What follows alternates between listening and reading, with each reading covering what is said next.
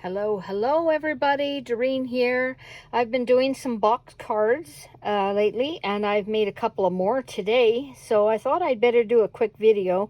Rosalia and Deb, if you're watching this, sorry we missed you for the demo, but so glad you got home ahead of that storm that was coming in. And I wanted to share with you how we did this so you can make one on your own. So this, I just called it a box card because it's a folded piece of paper, and inside is a box. And that's pretty simple. You could do whatever you want with these. You could put ephemera in there. You could load it with photos. Candy is always a good choice. And I've got some sari ribbon closing this one here. And this one I was rounded off the corners. And the little box is holding a whole bunch of really cute ephemera. So it could be an ephemera keeper as well. And there's the box. I decided to use the single-sided Simply Stated paper for this. And because it's only single-sided, these were all white, so I just decided to put some scraps of paper on there. Yeah, little decoration here. You could put the note card inside. They're so much fun. This is the one that we did at the crop. I'll just undo this. And there's the box. We used, I can't remember what paper that is right now. Nope, it's left my mind. It'll come to me in a second. With a little bit of ribbon that gets tucked under here. Remember to put your ribbon or your ties underneath your image or your paper first before you start sticking things down, or you'll run into an issue. And I'm going to show you actually how I inked up this ribbon really quick before we get started. So I'm just taking the time to tie this up when I should be just putting it aside and doing the ribbon. So, okay, here we are. And let me grab a piece of ribbon. What I'm using is seam binding. And I have a lot of white in different lengths. I don't have a lot of colored. And colored ribbon I don't have a lot of, but I like to color my own because then it can match. It's always nice when you can have it coordinate with your project. And now the easiest way for me to do this without, you know, going through the water and the ink and the mess and the heat setting, I just plump my dauber on the ink pad and I pull my ribbon across and it is inked. Oops, I'm going to take care of this little frayed edge right away before that gets carried away. And I will, now it's stuck to me. And I'll do it again just to make it a little bit darker. And wherever you stop and start, you're going to have a nice little brown edge on it. And what I find this does is really, it changes the composition of the ribbon. It really feels different right now. It feels... well, it's certainly stiffer, that's for sure. It's neat. It's neat. And as you tie it, of course, it'll keep the kink. It'll get a little kinkier as you go. Of course, it's seam binding, so you know what will happen if you do heat set it, although you don't have to. I mean, this is quick and easy to coordinate with anything that you're doing, and there's virtually no mess. My ink pad is not super juicy, so I'm not having that issue of ink everywhere. And my hands are relatively, well, they're not relatively clean because I have been making a few boxes. But there it is. There's a nice little ribbon that's colored in a very short amount of time. No need to heat set it. Just don't get it wet. Otherwise, you'll have that technique. But if you did spray it with water, you would have the water drops sticking on there. And that would be awesome too.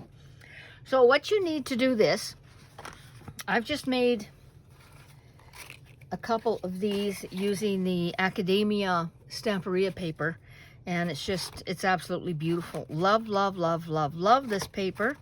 And I'm using an organza ribbon to tie these up, and they will be gifties. And of course, you can't ever give an empty box or container, so there's a couple puffy hearts in there for now.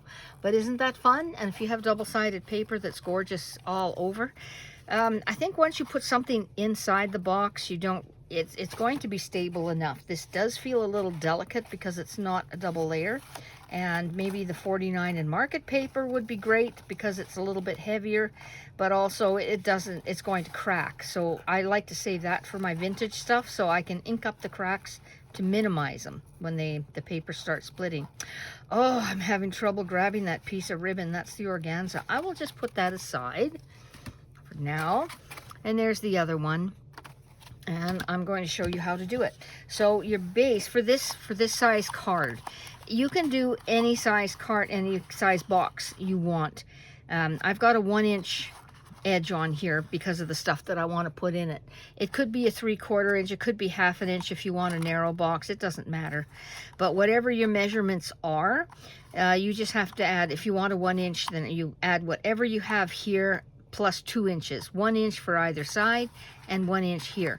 So this box is measuring 7 by 5.5, and you score at 1 inch all the way around. And then I don't know if you can see this, but I've mitered all the corners. So when you fold this up,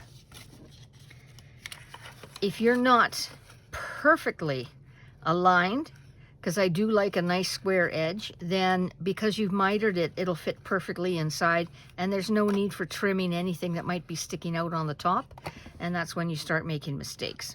So I will just put this box together right now because I will need it this week. It's going to be a little Valentine prezzy. Let me just get some glue on here. Yoo-hoo glue, it doesn't work for this, and you do want a little bit of time to really get that in there nicely, like so. I'll just hold that for a second. And this paper is utterly gorgeous. I could have put it on the other side. Oh, as you can see, that's another thing I should mention. I put score tape here, so when I'm ready to put my box on, everything is good.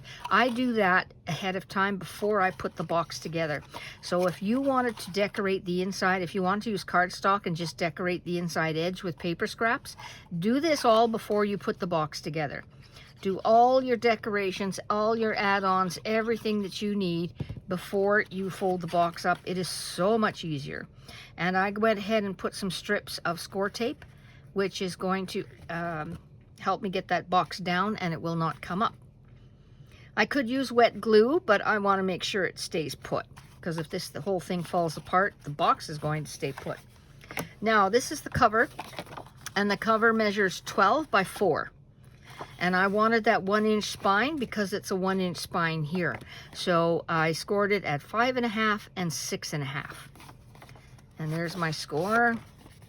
And there's my other score. And I think the front of the box will be this way. So then, that's where my box will go, and that's how it'll open up. Some people I've seen push this box back and actually glue it to the spine. That's okay. You got a bit of an overhang. I would certainly round the corners if that's the case.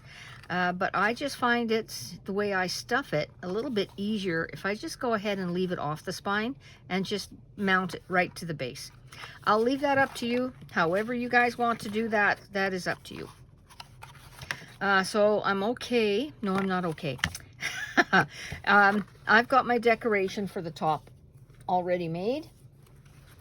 And that's going to go here. So before I put anything down, it's just a little cluster that I made to go on top. Anything that I want to secure down, I want to put that ribbon underneath first. So I've cut myself 2 pieces. They're about 10 inches long, I guess. I'm going to use, what I do is I take a length and I tie a bow, and then I cut it accordingly to see how much I need, and then glue it down. I'm going to take a piece of score tape, wider than my ribbon, and I'm just going to place it here. Now, I'm pretty sure I go almost to the edge with this. Yeah. So underneath, I'm going to put my ribbon in the middle, right about here. Ribbon or glue doesn't, I suppose I could glue it, and this will stick the ribbon down, and once this panel is down, it will be secured. And now I'm going to do the same thing for the bottom ribbon that's going to go on under the box. If you were to put, if this was a single-sided paper, you'd want to decorate the inside, of course, and then you could put your ribbon underneath that layer, or do like I'm doing now and putting it right under the box. if you put it under the layer, under the paper, you're good. If you forget, you've always got an option to put it under the box. Because yes, I do forget. I'm going to put on my top part first. Going to take my tape off here. Am I still in screen? I move around a lot. There we go. I've already got this popped up with foam tape, so I'm just going to add some wet glue over this fabulous, fabulous embossing folder that came from Simply Simon Says stamp. I was going to say Simply Simon.